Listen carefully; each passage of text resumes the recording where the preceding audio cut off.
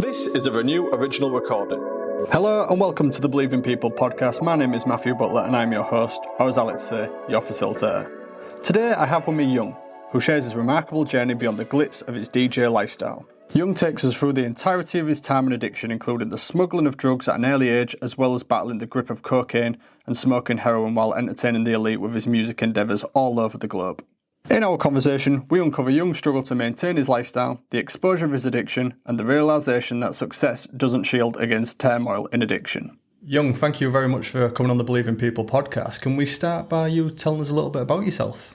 Yes, and thank you for asking me here today. My name is Young. I am a counsellor here at Ark House Treatment Centre. I lecture in the 12 steps. I'm a recovered drug addict and alcoholic. My sober date is Christmas Eve 2018. So that makes me 5 and a bit years clean and sober, which is an absolute miracle for someone like me who used to be a hopeless junkie, an alcoholic. And I say that with a smile on my face because I can't believe I've made it out, because I thought I was going to die a drug addict and alcoholic. I was on heroin and crack cocaine and alcohol and prescription pills for about 20 years. And I mean daily using methadone, about 15 years on methadone. And drugs and alcohol played a very important part in my life. I say important, maybe that's not the right word. It was my life. From the age of 11 to 43, I used and drunk one substance or another almost every day. When I look back at my history, there wasn't many days when I didn't have a substance of some sort in my bloodstream. The only times I didn't, wasn't a significant period, was when I was in hospital, rehab, detox or psychiatric unit. I spent over 2.5 years of my life in those sort of places. I picked up drugs, substance at the age of 11. My first substance was glue. I'm a kid of the 80s, and we used to sniff glue. So that was my first substance, and then alcohol, and then cannabis. And what those substances have in common with every other substance I used, when I took them, I felt better than I did when I was clean and sober. So I didn't like the way I just felt, which is a normal thing. We often, we say I didn't like being me, felt different. They seem to be very common things in the drug addicts and alcoholics. And during the late 80s, I'll get into this later. I become a DJ later on in life, and I had a record label, and I used to fly around the world playing music. But how I got into that, this new music from the States called hip hop came in about 85. I discovered it anyway when I was a kid. And then about 89, I discovered this thing called rave, acid house, which, changed everything for me in terms of suddenly I felt this sense of belonging. Now, I know, for me, the way I look at addiction, it's almost like a spiritual thirst for wholeness. It's almost like I've got a hole in the soul that I feel with alcohol, drugs. And when I come out of a treatment centre and I'm unrecovered, I'm unwell, I feel it with women, gambling, shopping, always needing something to feel okay. Always needing something to feel okay. But then needing more of that and more and more and more. So I discovered the acid house thing, and I discovered this wonderful sense of community and belonging, and almost like a spiritual thing. Standing in a field with thousands of people, taking this new drug called ecstasy. And I shared this the other day. I remember stood in a field, the bass was pumping, the lasers were flashing, I've got all my pals around me, and I love the whole world. And I remember standing there and feeling, the rush of the ecstasy. And I thought, I'm never going to feel this good again in my whole life. And I never did until the moment I got recovered. And I feel like that every single day today. Yeah. That's just, I was going to swear that's a fucking miracle for me. Do you know what's interesting is you talk, I've heard people say about that, filling a void, filling that hole. Where do you think that hole came from? Because at such a young age to be starting to take glue and moving on to a general progression, what was that hole that you was experiencing as a child as well that you was trying to fill? Yeah, well, there's a very famous guy called Carl Jung. He was a student of Sigmund Freud, which everyone knows. Most people know Sigmund Freud. And he treated a guy with alcoholism, and everything he tried this guy went to live with him, a guy called Roland Hazard, for a year, very wealthy. And he thought, if anyone can fix me, it's Carl Jung. And he found out the inner workings of his mind and all this great stuff from the psychiatrist. And then he relapsed, and he goes back to Carl Jung. And he said, what's wrong with me? And he said, I've seen a couple of people recover. They've had what we call vital spiritual experiences. And he explained what those meant in very simple terms. He said, your emotional nature needs to be changed. The way you perceive the world needs to be changed. Your attitude, your behavior, your reaction to life needs to be changed. Now, going back to your question, this guy, Carl Jung, started writing letters to a guy called Bill Wilson, who founded the 12 Steps. And he said, this guy, Roland Hazard, it was like his drinking was like this spiritual thirst for wholeness. So the answer to your question, where did it come from? I don't know. I believe all humans have these unanswered questions, this need for something to feel okay. But most humans don't suffer from alcoholism or drug addiction. So they might, I don't know, they might need their wife to love them to feel okay. They might need, or they believe they need X amount of money in their bank. If only I had a better job, my life would be great. If only. So I think all humans have it. But just with the alcoholic and drug addict, unfortunately, the substances we use usually drag us down into hell. And it's the stigma that comes with that as well. No one's really judging the person who's saying, I need my wife to love me. But people are judging the person who's, I need something to make me feel whole. Well, absolutely. But not that it's right to judge, but you understand why they do. Because people like me, I caused havoc in the community. I was out there robbing, cheating, stealing. I wasn't, contributing to my society. I was well known to the drug and alcohol services in London, Essex, Sheffield, but I couldn't help doing that. I had no power over whether I'm going to use or not. It's almost like the drugs was like a magnet and I'm made of metal. And for the last 7 years of my drinking and using, I didn't want to drink and use. And I was just having this conversation with a colleague, actually, because I've just had to give a urine test, because we do, we get random tests as staff here. And I said, this takes me back to when I was, each time I was lucky enough to get funding to come into a rehab. I'm so grateful for those guys who helped me. I was on methadone and I had to give urine tests. But the thing is that I don't stop using just because I'm on methadone. I can't not use. So I used to buy people's urine. It's almost crazy, because you're saying you need to give clean urine tests, else it means you don't want this enough. I want this more than anything in life, but I just can't, and I don't know why I keep using, and I really don't want to. But the stigma, because people like me, I cause a lot of havoc when I'm out there using and drinking. So you kind of understand that in that respect. In that respect, one of the questions that I've heard before is, when someone's on a methadone program, why do they still continue to use opiates? And do the opiates, such as heroin, does it even work when you're on a methadone program? Can you tell me a little bit about that with your personal experience of obviously still using whilst being on a methadone treatment program? Yeah, the first time I went on methadone was, I don't even know what year, 2000 and I don't know, 5, 6. I don't know. I was in London. I was a DJ, and I was making quite a lot of money DJing. I had a record label. I was doing all sorts around music. I was music director for theatre. I was a writer as well. So I'm bringing in money, but I'm a heroin addict. So I used to always sort of look, I'm a functioning heroin addict. There's nothing functioning about it. It's just at that time I didn't have to go out and do whatever for money, and I wanted to come off it, and I found a private doctor. Like a Harley Street sort of guy. And so I'd go to him, £100 a month. He'd give me methadone tablets at the time. And I didn't understand the illness, and I didn't understand methadone. And I thought, just tablets. I'll be able to come off them very easily. And what I found is that I used every day on them. And also, all throughout the years, every time I was on methadone, I always used daily. Now, the question you asked is why? Because surely you don't need to, because I'm not waking up in the morning in physical withdrawal, because it solves the physical aspect, doesn't solve the mental aspect. It doesn't quite get me to where I want to be.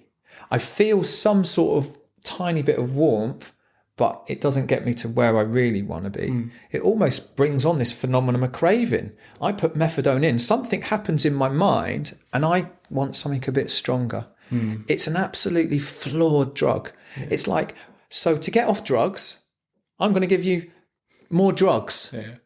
Come on. And the argument I have, not argument, that's the wrong word, the debate, let's say.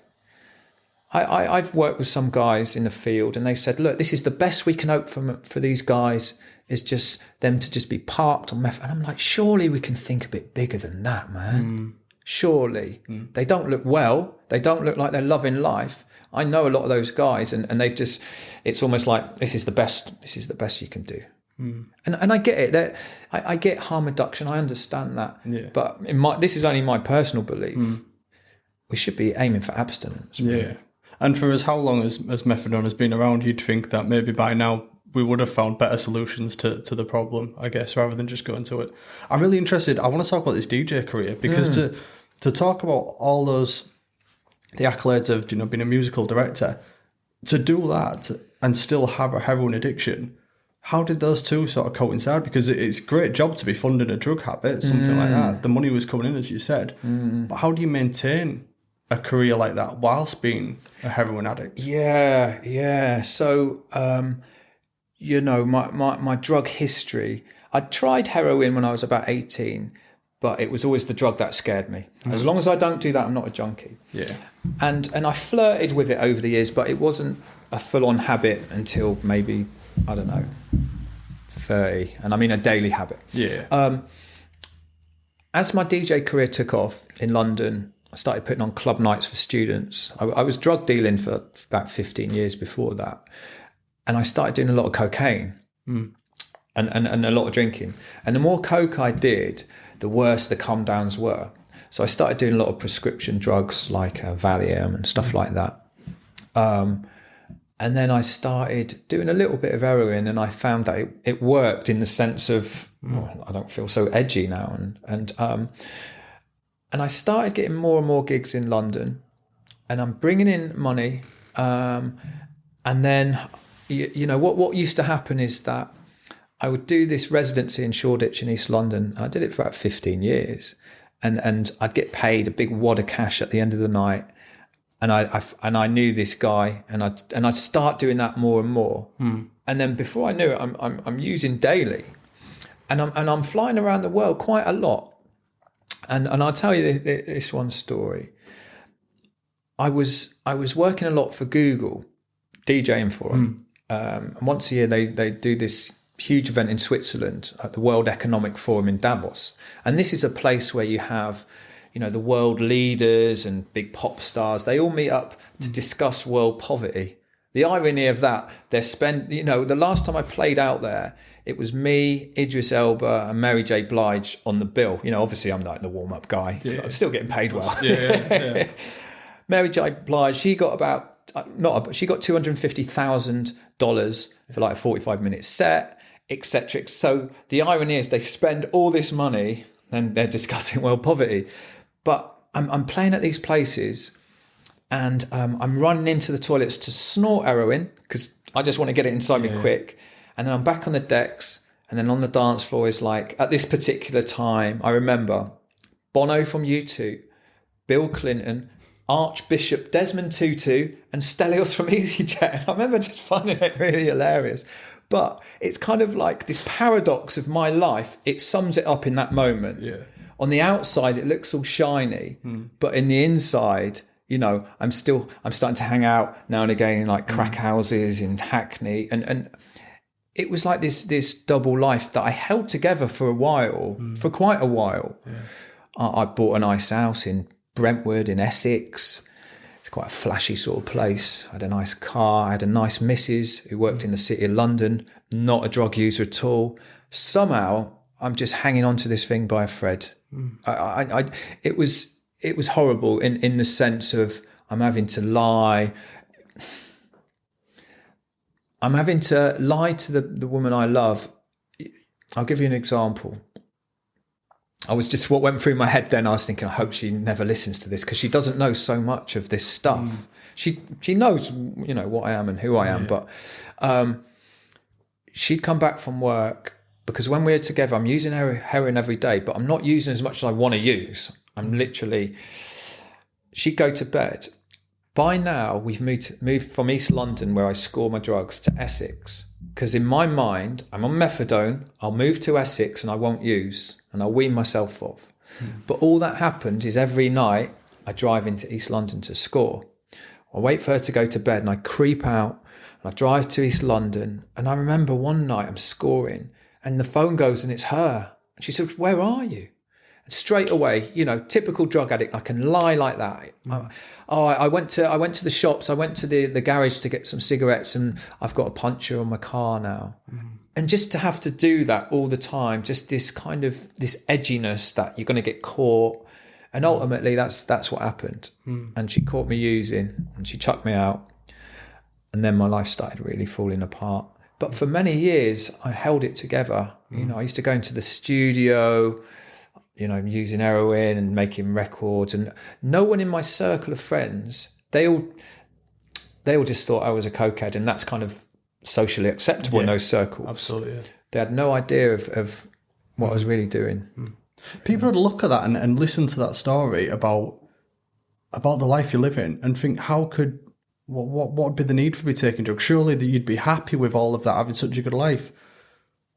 Going back to what you're saying about, something feeling like it was missing, what was you feeling at that time to continue to be using drugs despite having life at what sounds like peak life, to be fair, peak life experiences, What was the reason to be continuing at that time? Other than, obviously, I know you said there's the addiction, but I'm just trying to get in your mindset of what was you thinking around that time?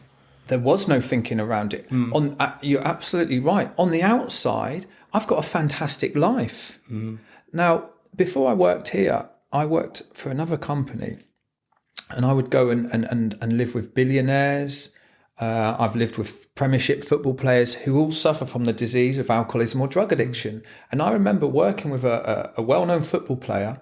This person has scored goals in the World Cup and people give him adulation. And he said, "I don't feel good enough." And I went, whoa. So this really is an illness that does not discriminate. Because often when I work with academics, they really simplify this illness and say, it must be because you're from a bad home or bad background or you got abused. Now, sometimes that's true. Often it's not. But I believe, because I was treated very badly in my childhood, and I used to blame that for years on my drug addiction. This is why I use, this is my trauma and all that. I know that's not what made me a drug addict or alcoholic. What it made was someone who's very angry, very scared of rejection, humiliation, all of those things. And drugs was the perfect solution to that. But it's really not an illness that discriminates. Now back to your question, why? For someone who's not a drug addict, why? Can't you just stop? You can have an amazing life. I can't stop. I can't stay stopped. But at that time, because there was no sort of consequences happening in my life, I didn't even think to stop. It's almost like I could kind of feel my life was kind of a slow car crash waiting to happen, but I can't do anything about it. Yeah. It was really frustrating to think, why am I doing this? And in the same way of like, why were you still doing it? When I used to come out of treatment centres and then pick up again, and people would say, "What happened? You were doing so well." And I would just say, "I don't know." Because at that stage, even after going into all those treatment centres, I didn't understand the nature of the illness, the nature of what I'm dealing with. Didn't understand. I didn't understand. It's not if I'm going to use and get again, it's when. Untreated. Yeah. I had no idea. I thought this was some sort of quick fix, and you go into a rehab and you're never going to use again, run off into the sunset. Wave a magic wand and you're fixed sort of thing. Yeah. I want to go back even further because you said there was before the lifestyle of being a DJ, you was drug dealing for 15 years. I imagine that's come with some pretty low moments being a drug dealer. Yeah. Can you talk me through life as a drug dealer and what that was like for you personally? Yeah. I was quite good at it. I was quite good at it. So when I was 16, I got chucked out of home and I moved in with a guy who was a few years older. It was during the acid house thing. Yeah. Ease used to cost 25 quid back then. 25 quid. And so I moved in with him and he was already selling, like hash, sort of 9 bars we'd get and lots of speed back then. I think they still do speed in the north, don't they? Yeah, it's rifle there, yeah. I was kind of joking anyway. So speed, acid, we were selling a lot of acid and a lot of ease. And I remember the first time I did it, he went out somewhere for the weekend. He left me with a load of drugs and he goes, right, sell. And all I had to do was sit on my arse, people knocking at the door, and I made a load of money. And I thought, because I had no qualifications. I left school with no qualifications. And I thought, I'm going to do this. And this sense of belonging as well, and this identity over the years, that become that. And what age was it? I started smuggling drugs, swallowing drugs, which isn't... the first time I smuggled drugs was from Bilbao in Spain to the UK.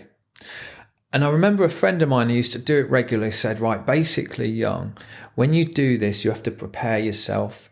You have to not drink alcohol. Certainly don't be sniffing coke. Don't have a massive meal. And I ignored all that. So me and my friend were sniffing coke all night. We've got almost a production line of people wrapping these things, these sort of like 8-gram pellets, which are quite big, man. And there was loads of them on the table. And the first one I go to swallow gets stuck in my throat. And I'm just like, and then I swallowed it and I looked at the rest and I thought, how am I going to swallow all those? But I had to swallow them. When I think back to that, I could have died. Yeah. I could have got put in prison. Anything could have happened, Well, that was going to be my question. I think, did you realise the risks of what you was doing when you was doing it? Did you realise the severity of what would happen had you been caught by the police at the border? Or is it just living in that? I mean, was there even any care or regard for the consequences? There wasn't. That was in my 20s. Before that, when I was 17, 18, I was smuggling Malawi gold, weed back from Malawi in Africa. Almost got caught many times. Going back to our question early on, we talked about this spiritual void, this whole adrenaline, excitement. Back then, that filled that as well as the other things. I used to get a real buzz out of it and didn't think about the consequences. Now, I'm just fast forwarding into what happened very briefly because it's relevant to what we're talking about here. After the DJ career come crashing to the ground and I lost everything, I ended up working for a drug gang, a Bengali drug gang in East London, running about heroin and crack cocaine around. And I think back, and this is now when I'm late 30s, maybe even early 40s, so I'm not a young man now. So now I do know the risks, but I have to do this to get my money for the drugs. And what a fall from grace that was. Yeah. It wasn't glamorous. It wasn't Tony Montana. No. But I think back to that. That's usually an automatic 3 years just from kind of running about and doing those things with heroin and crack cocaine. And that was in the place of desperation, utter desperation of having to get X amount of money per day to get my heroin and crack,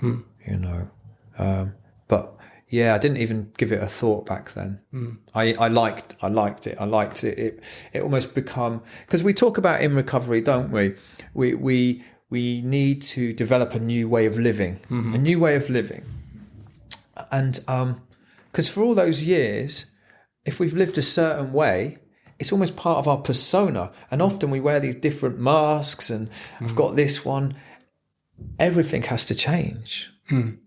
Everything has to change, right? I was having a conversation with someone not so long ago about they used to deal drugs, and they said it's one of the things that they really struggle with now in recovery is the domino effect that he would have had by dealing drugs into the communities and the lives that he personally feels like he destroyed because, people may have overdosed on drugs that he supplied and whatnot.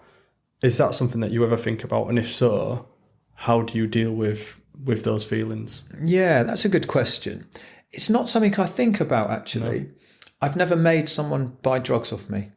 That's also, very I've true. never, but, because I'll probably ponder around that. When I'm not in work, in work I work with drug addicts and alcoholics in a treatment centre. When I'm not in work, I'm helping drug addicts and alcoholics. I've dedicated my life to helping drug addicts and alcoholics. So maybe without even thinking about it, I'm kind of making amends for those wrongs that I have done. So I'm okay. I can live with that because I know today that for a drug addict or alcoholic in recovery to have guilt and remorse and live in the past, I'm a ticking time bomb. Yeah. So I feel that my side of the road is clean today. Doesn't mean I don't put my hands up and I know that I've done wrong, but I'm trying to put right. I'm trying to become a better man. Tell me about your lowest moment, because there's some incredible highs there. Obviously, you mentioned some lows. What was the lowest moment that you experienced, the rock bottom moment that you experienced in your time in active addiction? There was many rock bottoms, and I know with rock bottoms, they can always go lower. Obviously, the lowest one being 6 foot under. The one that springs to mind, or the time that springs to mind, and perhaps this is why this time, I launched myself into the solution of the 12-step program that I practice, was I'd come out of a treatment centre and I was living in Sheffield. And I'm walking down the street and everything's great in my life. I think I was 8 months sober. I'm doing yoga, so I think I'm well spiritual.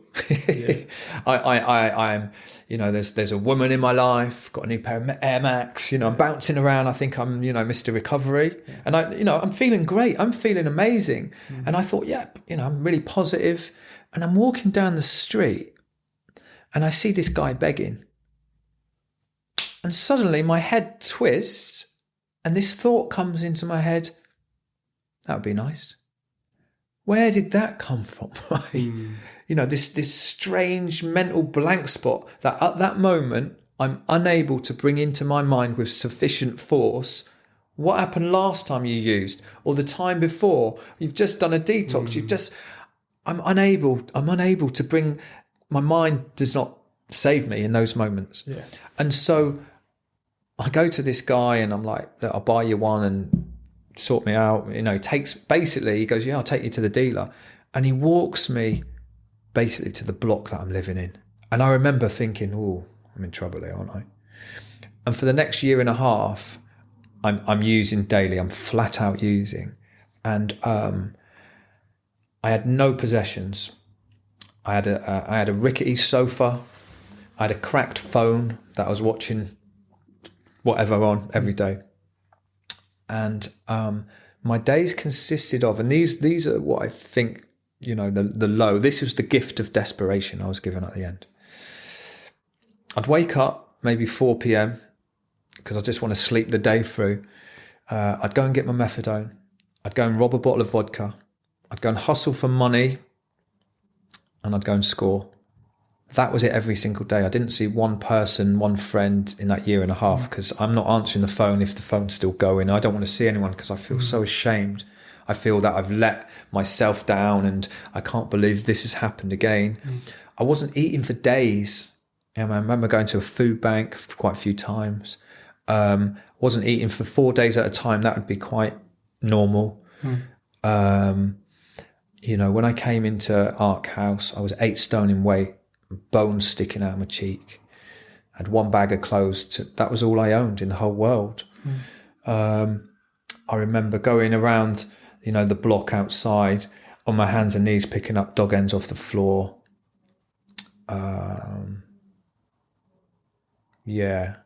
That's I can feel that. You know what I mean? Yeah. So it's not like it's not a moment. It's a feeling, not just one moment. Yeah, it's a feeling that you've had. And drug addiction is really strange, or recovery, or if you want to melt the two together, because there was moments previously that in some ways had looked on the outside worse than that. But yet, what was I just thinking? I was thinking for someone to get well and to stay well, it doesn't necessarily mean you have to lose everything. It really doesn't. I've worked with guys and the doctor said, if you drink again, you're going to die. And they've drunk again. And I've worked with guys who have still got their house, partner, career, but they've come in and they've launched themselves into a program of recovery and they've got well and stayed well. It's a really strange illness like that. Yeah, I think some people do often, when we do talk about the rock bottom moments, people often think that the lowest moment is the moment where they decide to get clean, or that's where that's the moment where they're going to turn their life around. But it doesn't have to be that case, does it, really? I think it has to be some sort of internal thing in you. I could almost feel the light flickering out of me. And every single day, I don't think it's an exaggeration to say, for that last year and a half, I wanted to kill myself every day because I thought that seemed like a good option.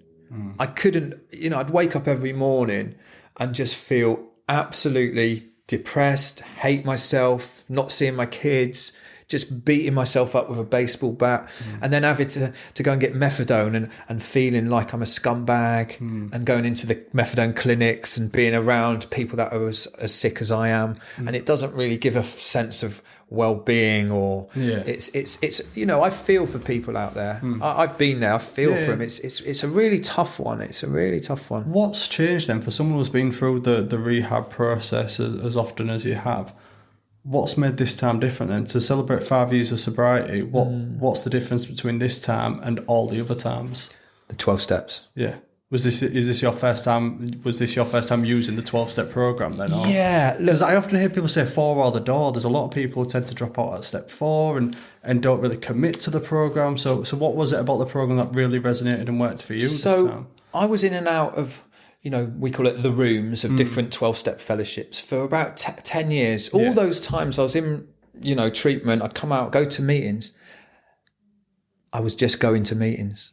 I didn't understand meetings are not the program. Going to meetings and sitting and just talking whatever nonsense I used to talk doesn't get me into a recovered state.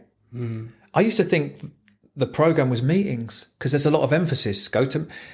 It's actually through the 12 steps that brings about what we call, it's a bit of a big word, spiritual awakening. It just means like our outlook changes, our attitude, our behavior. When I talk about that old person that, used to sell drugs and do this, that person is absolutely gone. I'm a completely different person. Obviously there's a few things remaining, I'm very flawed and, blah, blah, blah. But there's a lot of mistruths talked about the 12-step program. One of them being what you just mentioned. 4 at the door. People say, 4-step, it's a relapse. This is said by people who haven't been taken through it properly. Like I know today, through taking hundreds of people through the 12 steps, the 4th step is a beautiful, a beautiful step that starts that, I start shifting a little bit. And it's really not a long process. It's a very simple process. I lecture in the 12 steps and I just put things very simply because it has a lot of words for a lot of people that it's just like, what does that even mean? When I look at the 12 steps on the wall before I've been taken through, it just seems like foreign language to me. Yeah, handing yourself over to a higher power, people get really hung up on that one. Absolutely. But haven't we already handed our life to heroin, crack cocaine, alcohol? That was our master. Yeah. So it can be put in very simple terms. And that's been the difference for me, because I thought recovery meant, that I would be always trying not to use or drink. And it was going to be a real struggle. And what happens if my mum dies? And what happens if this dies? And I know that's not having recovery. I know there's nothing that could happen today that would make me pick up a drink or a drug. And that's a miracle. But it's like this, and I said this to some guys this morning. It's a baffling illness because if I went to the doctor today and he said, I'm really sorry, but you've got cancer. But we've got this magic pill. And if you take this magic pill every day, the cancer will not come back. You will remain in remission, do they call it? You will remain in remission. Not only that, but you will become kinder, more useful, more gentle, more loving, more tolerant. Am I going to take that every day? Of course I'm going to. That's with this program. But I have to do certain simple things every day. to remain in this place of neutrality, to remain recovered in a recovered state. So that's what I do today. You said then that, the place you're in now, it isn't about, when will I pick up if something happens? You're at a really safe space. So one of the questions that I ask is, when does recovery become recovered? Because you sound like you've recovered, but the program is recovery, so it's continuous. What's your, response to that? In the big book that we study and we work the instructions out of, it doesn't use the word recovering. It only uses the word recovered. It's a real, a lot of people say, you can't say recovered. Surely that means you'll get complacent. Yeah, and the opposite is true. I love being in this state of recovered, so I don't take my foot off the spiritual gas. And it doesn't mean cured. I think this is where people get twisted. People get confused, I know I'm never cured. I know. It's got something in our book, and it says in the step 10 promises, it says, by now the problem's been removed. It does not exist for us, and we are neither cocky nor are we afraid. So I have to try and exist in the middle of those two, where humility lies. And then it says, and this has been my experience, and I have a lot of teachers in my life that have 30, 40, 50 years of clean and sober. So, I kind of say, what do you do then? I'm going to, and they seem really, really happy and joyous and free. And it says you can remain in this state as long as you keep in fit spiritual condition. Now, I always compare that to fit physical condition. If either me or you wanted to look buff or be in a better physical shape, we could go to the gym, get a trainer. Say if we went 4 times a week and we followed their instructions, because they know what they're doing, and they put us on a better diet than what we eat now, after a year, 100% we would be in a better physical condition, wouldn't we? 100%. Absolutely, yeah. 100%. Guaranteed. Now, if I stop doing what I was doing, start eating Five Guys again, because I love Five Guys, start watching Netflix every night, and I'm not really getting... After a little bit of time, I'm going to go back to where I was. The same with this stuff in recovery, in the 12 steps, 100%. Because I see many guys recovered, but become unrecovered. Because now the job becomes more important than helping someone. Yeah. The girlfriend is now my higher power. And what I mean by that is I need her to feel okay. So it's like we can stay in this, because I really thought that recovery meant sometimes it's going to be a real slug. My experience has been, as the years go by, it gets better and better and better. But I go all in. I'm all into this. And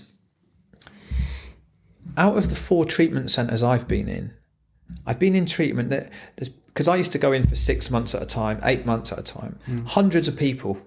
Out of those hundreds of people, I know 5 people who are still clean and sober on a long term, and they're all in a 12-step program. Tell me how Ark House has differed then to these other places, because this is ultimately where you've gained your sobriety. How does Ark House compare to other places, and what is the best part about, if you were selling this place to people to come here and use this as a facility to help get well, how would you do all that? So all we do here is 12-step. That's all we do. We don't do any relapse prevention, any of that nonsense. Because after 2.5 years of relapse prevention, no relapse prevention is going to stop my mind from twisting. When I said I walked down the street, suddenly, at that moment, I can't think, what about that thing I learned in rehab that time and that time? If you are a drug addict or alcoholic, well, look, I only know what's worked for me and for millions of people since the 1930s. And so we give... in some treatments, and I'm never knocking any other mode of recovery, nothing like that. You just do 3 steps. And it's always very wishy-washy. It's not from, like, we work from the big book, which is the original manuscript, if you want, for the instructions. It has simple instructions. And it's like, if I can have Coca-Cola, why am I going to go with Lidl Coke? So we do like, we just do the 12 steps that works. Now, I've worked with many people in here who now have long-term sobriety because they follow the directions. And it's really simple. It's all about being useful. It's all about living a spiritual life, Now, I didn't even know what that meant when you said that. I thought it meant, I got to wear like tie-dye or something and da-da-da. Yeah. Really simply, a spiritual life where I'm kind, useful. I'm doing this, I'm looking at myself a lot. I get to a place where I understand that I'm perfectly imperfect and I'm okay with that. I understand that there's nothing I need to be or become. That's what we get kind of whole. So it's a difficult one when you say, how would you sell this place? The program works for those who want to get well. It absolutely does. Absolutely does. Yeah, I think I remember buying a car before and the salesman won't really push you with it. And I said to him, it's the first time I've had a salesman that hasn't really been pushing the car on me. He said, a car will sell itself. He said, if you want it, you'll buy it. And I think that's similar to recovery, isn't it? Do you know, you don't really need to sell what it is. If you want it, you will buy it. 100%, 100%. Because recovery will only work for those who are really desperate for it, And for many people, it takes repeated humiliations until, there's when we talk about the word powerless, because I know some people don't like that word because they say it's not empowering and all the rest of it. And I think about, my children who I love dearly with all my heart, begging me, please, Daddy, don't do this again. If I can't not pick up from the love of my kids, I'm without any power over this substance, I really am. So what the guys get in here, they learn about the illness that we suffer from. They learn it is an illness. They learn that, about what we mean by powerlessness. They learn about that the 12 steps is a way of life rather than, we don't promise you come into rehab, you do the 12 steps, you get a certificate, and now King Alcohol or King Cocaine or King Heroin is going to leave you alone and say, go and have a lovely life. We don't promise, things like that. Yeah. But we say you can get well, we can get recovered. And Bill Wilson, who wrote the 12 steps, and a lot of people don't like talking about this, but I love shouting about it. He talks about permanent recovery because that's what I'm after. I'm after this permanent recovery thing. He actually talks about, he says, vital work with one alcoholic with another is vital to permanent recovery. Yeah. We've got another saying, you can only keep what you have by giving it away. Yeah. And the thing with a 12-step program, what we practice in Ark House, there's over 250 12-step fellowships in the world using the same 12 steps to bring about, well, let's just call it transformation and change. Nothing to do with alcohol or drugs. Gamblers Anonymous, Sex Addicts Anonymous, there's Overeaters, and there's all these that are using the same 12 steps because it brings about this transformation.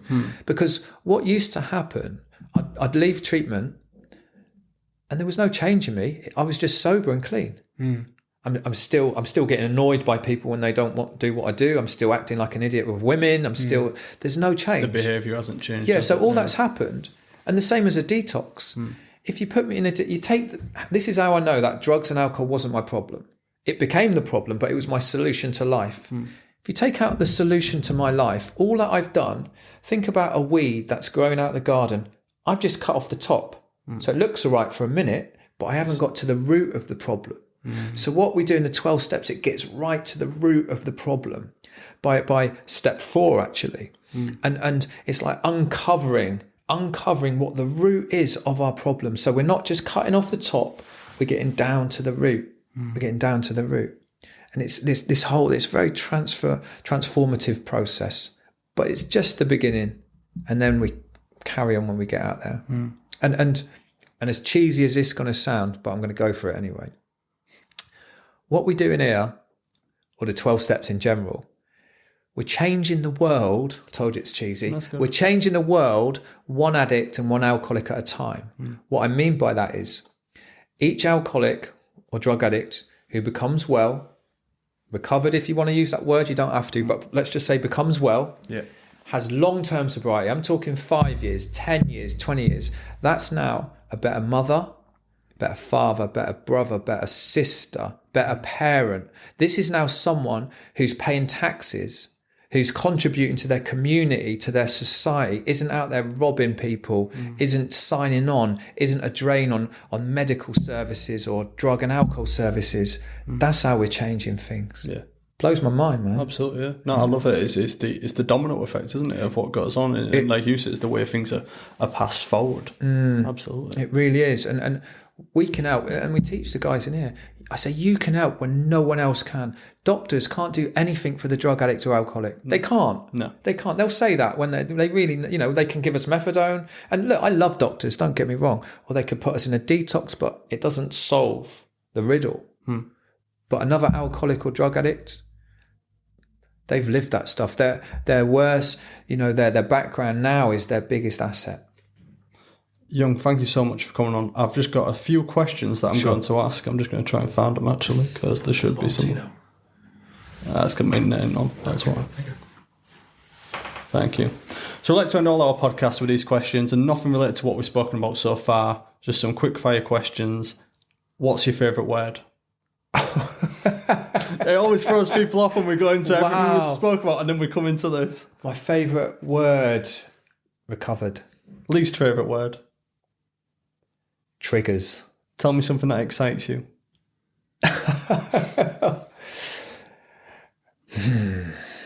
What excites me? The Indian Ocean. Nice. Tell me something that doesn't excite you. What doesn't excite me? I'm a very excitable person these days. What doesn't excite me? Something where you just go, oh, God. I don't know, a middle of the road car. Yeah. I just couldn't think of anything. To be fair, it sounds boring. I can see how that's not excitable at all. Tell me a sound or noise that you love. I love drums and bass. Tell me a sound or noise that you hate. Duck quack. What's your favourite curse word? Cunt. Nice. And if you wasn't doing the profession that you do, what would you like to attempt? I might make music again. Nice. Yeah.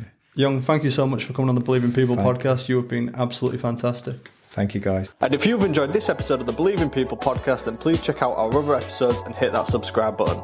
You can also find clips, outtakes and extras from this series on Facebook, Instagram, Twitter and YouTube at CGL Hull. That's at CGLHULL.